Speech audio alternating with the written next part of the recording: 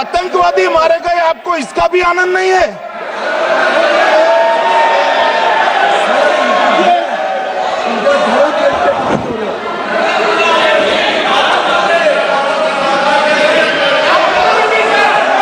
अखिलेश जी बैठ जाइए, मेरा पूरा जवाब सुनिए, आपका सब जवाब आ जाएगा। भाई, आप आतंकवादियों का धर्म देखकर दुखी मत होइए।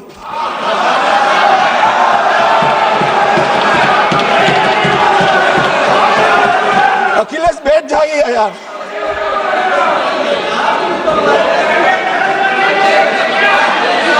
अखिलेश जी बैठ जाइए। मान्यवर, किसी को संशय रखने की जरूरत नहीं है। बैलिस्टिक रिपोर्ट मेरे पास है, मेरे हाथ में है, और 6 वैज्ञानिकों ने इसको क्रॉस चेक किया है। सुबह 4:46 पर फोन पर मुझे 6 ने वीडियो फोन पर कहा है कि 100% वही गोलियां हैं जो वहां चलाई। मान्यवर,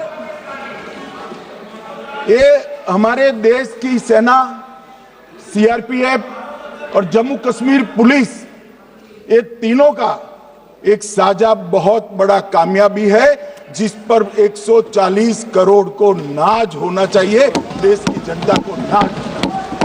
मान्यवर, मैं तो गया था वहां पर जब ये घटना हुई। दूसरे दिन इनके परिजनों को मिला था। 6 दिन की शादी वाली बच्ची विधवा होकर मेरे सामने खड़ी थी। आज तक मैं वो दृश्य नहीं भूल सकता। मगर आज सारे परिजनों को मैं कहना चाहता हूं कि मोदी जी ने ऑपरेशन सिंदूर से भेजने वालों को भी मारा, और हमारे सुरक्षा बलों ने जिनको भेजा था उनको भी मारा, और एक ऐसा सबक सिखाया है कि आने वाले कई दिनों तक कोई ऐसी हिम्मत नहीं कर पाएगा। मान्यवर, मैं थोड़ा एनआईए की जांच के बारे में भी बताना चाहूंगा।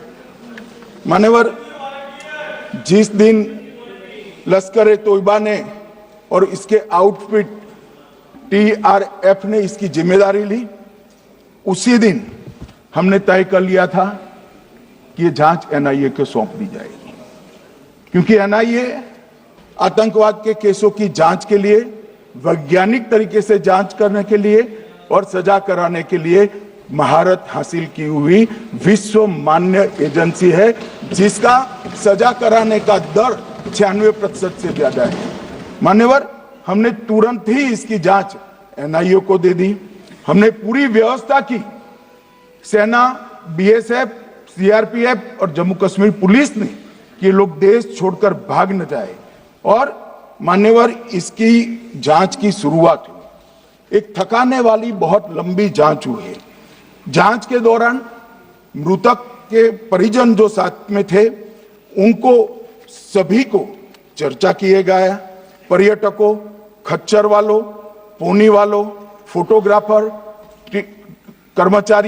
कर्मचारियों, विभिन्न दुकान में काम करने वाले लोगों, कुल मिलाकर 1055 लोगों की लंबी 3000 घंटे से ज्यादा पूछताछ इंफॉर्मेशन के लिए की गई, और इस सबको वीडियो पर रिकॉर्ड कर दिया गया। और बाद में इसके आधार पर स्केच बनाया गया, और ढूंढते 22/6/25 को एक बशीर की पहचान की गई और परवेज की पहचान की गई, जिन्होंने आतंकवादी घटना के अगले दिन आतंकवादियों को शरण दी थी।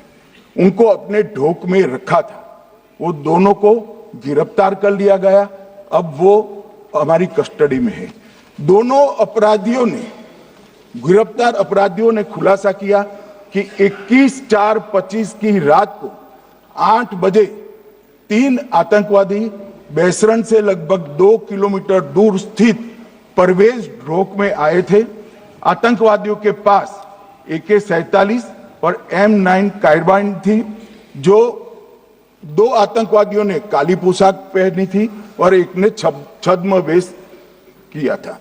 खाना खाया, चाय पी, और ढोक से निकलते वक्त कुछ खाना, नमक, मिर्च और मसाले लेकर वो चले गए।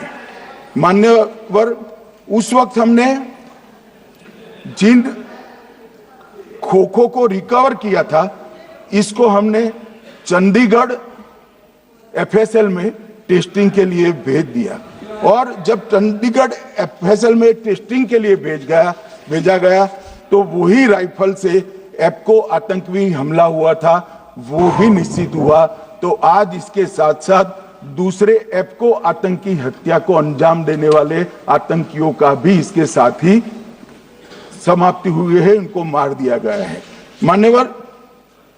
और इसके बाद में स्केच बनाया गया। गिरफ्तार किए गए दोनों आरोपियों की माता जो थी, उन्होंने ये तीनों आतंकियों के मृतदेहों को पहचान लिया है। दोनों आतंकवादी घटना में साथ लेने वाले उनके साथियों ने भी पहचान लिया है। और अब उसकी एफएसएल की पुष्टि भी आज सुबह 4 बजे हो गई थी। अब मैं जांच का पूरा ब्यौरा बताना चाहता हूं मान्यवर। ये हमले में 3 पाकिस्तानी आतंकवादी थे। हमले में 2 AK-47 और 1 M9 कार्बाइन का प्रयोग किया गया था।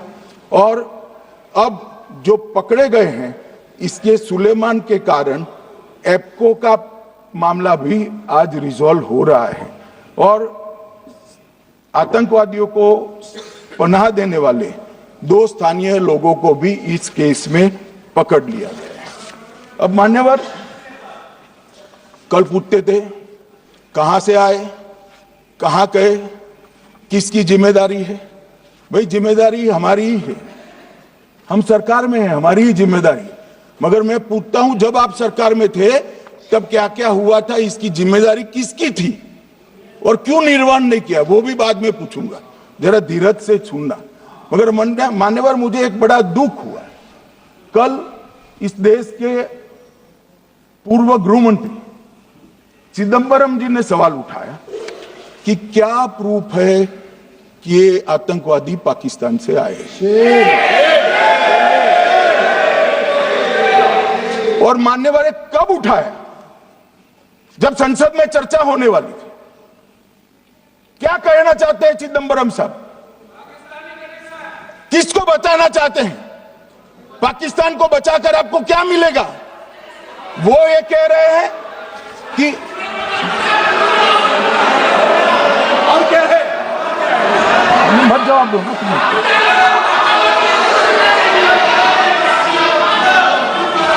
मान्यवर, हमारे पास, मैं आज चिदंबरम साहब को कहना चाहता हूं, मैं आज चिदंबरम साहब को आपके माध्यम से कहना चाहता हूं, हमारे पास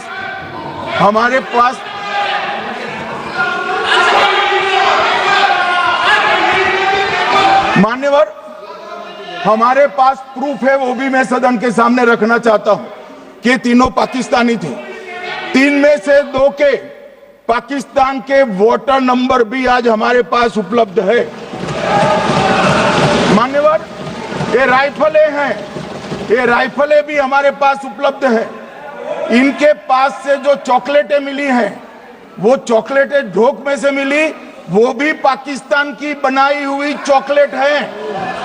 मान्यवर, ये कहते हैं कि पाकिस्तानी नहीं थे, इसका मतलब पूरी दुनिया के सामने इस देश का एक पूर्व गृह मंत्री पाकिस्तान को क्लीन चिट दे रहा है।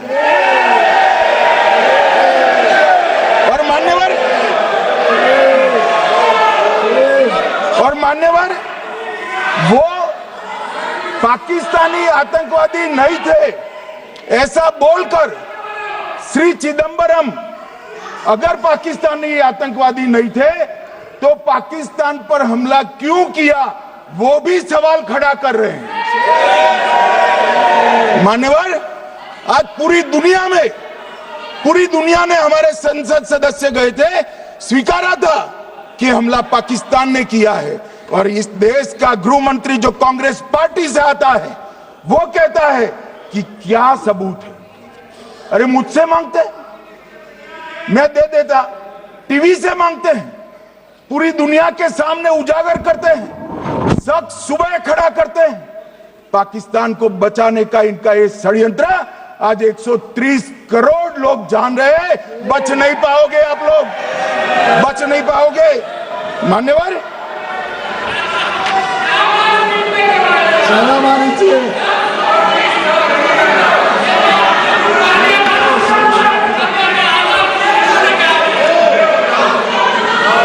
मान्यवर,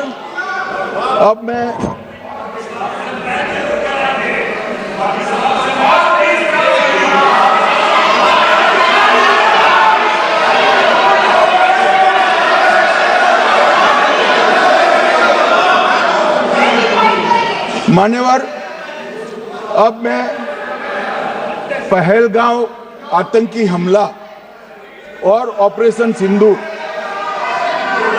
ये दोनों घटनाक्रम के लिए मान्यवर ये अभी से थक जाते हैं।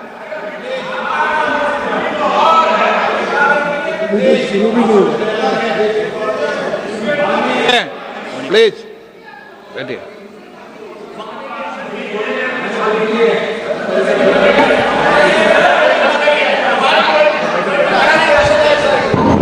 मान्यवर, मैं आपके माध्यम से कहना चाहता हूं, थोड़ा धैर्य रखे भैया, अभी तो शुरू हुआ है, अभी तो शुरू हुआ है। मान्यवर,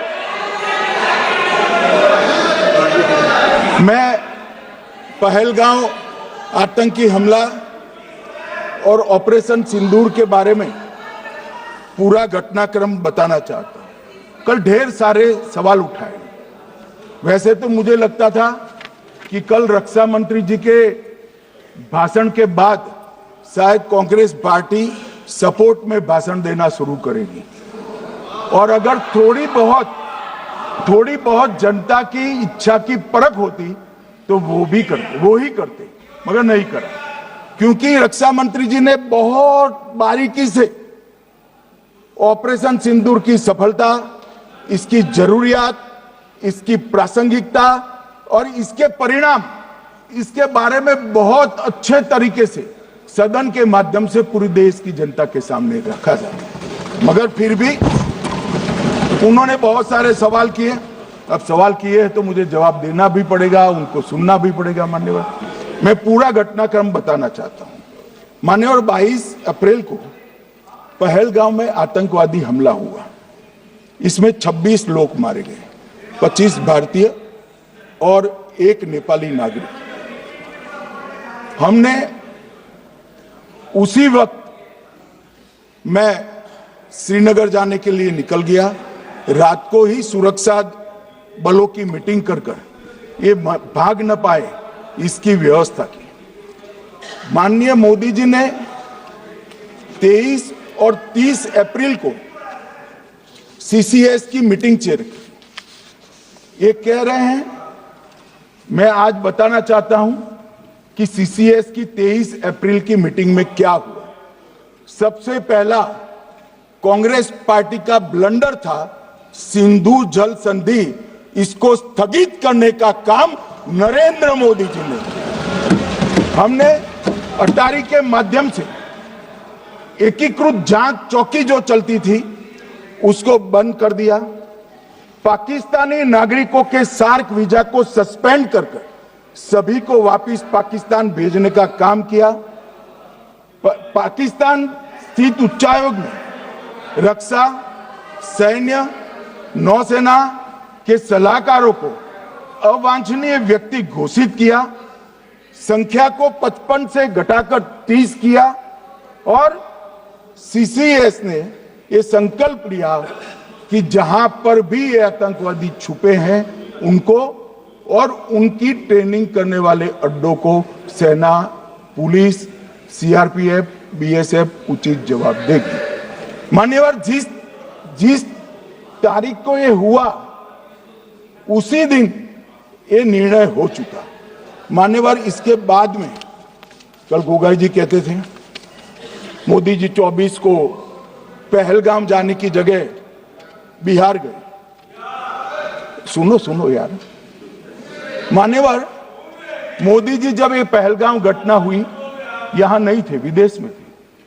आने के बाद तुरंत सीसीएस बैठक थी और मोदी जी जिस दिन बिहार गए उस दिन पहलगाम में कोई नहीं था, सिर्फ राहुल गांधी थे। सारे लोग चले गए थे। सारे लोग वहां से अपने अपने ठिकाने पर चले गए थे, मगर इन्होंने एक बात कही, उस पर मेरी आपत्ति है मान्यवर। उन्होंने कहा 24 अप्रैल को चुनावी भाषण किया। मान्यवर, देश का नेतृत्व करने वाले देश के प्रधानमंत्री की फर्ज होती है कि देश की संप्रभुता पर, देश के नागरिकों पर अगर ऐसा जघन्य हमला होता है तो जनता की भावनाओं के अनुरूप जवाब देना चाहिए। मान्यवर, मैं आज आपकी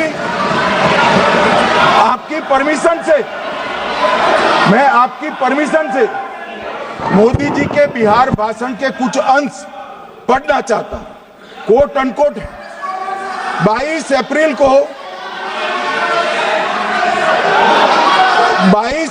को पहलगाम का यह हमला केवल निहत्थे पर्यटकों पर नहीं बल्कि पूरे भारत की आत्मा पर एक दुस्साहसपूर्ण प्रहार है।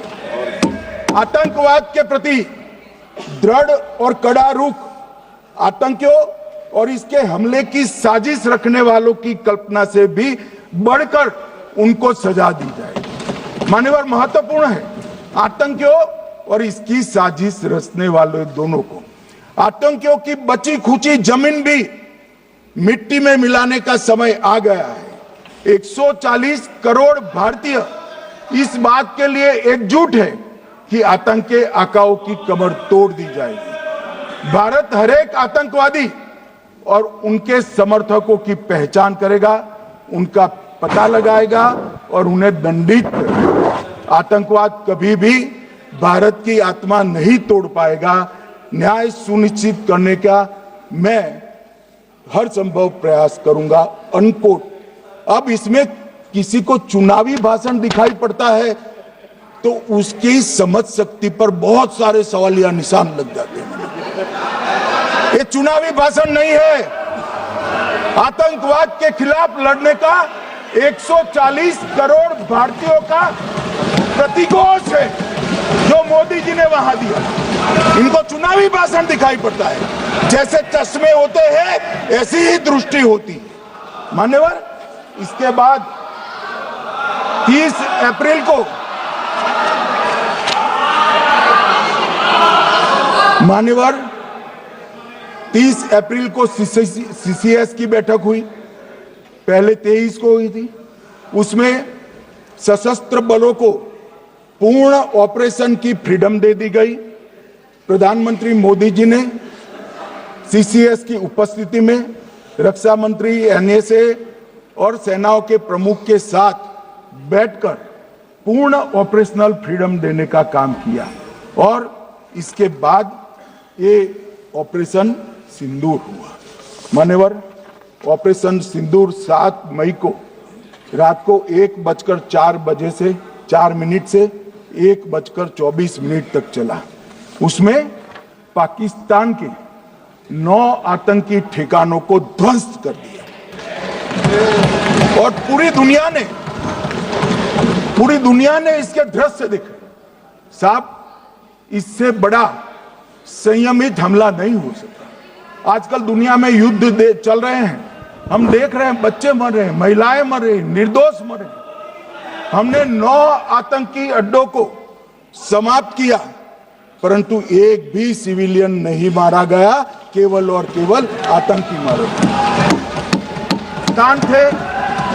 मरकज सुभान अल्लाह बहावलपुर, मरकज तैयबा मुरीद के, महमूना जाया कैंप सियालकोट, अरे नाम सुनो काम में आएंगे, सरजाल camp Sialkot, Sawai Nala camp Muzaffarabad, Syedna Bilal camp Muzaffarabad, Gulpur camp Kotli, Barnala camp बिंगबर्ग और अब्बास कैंप कोटली।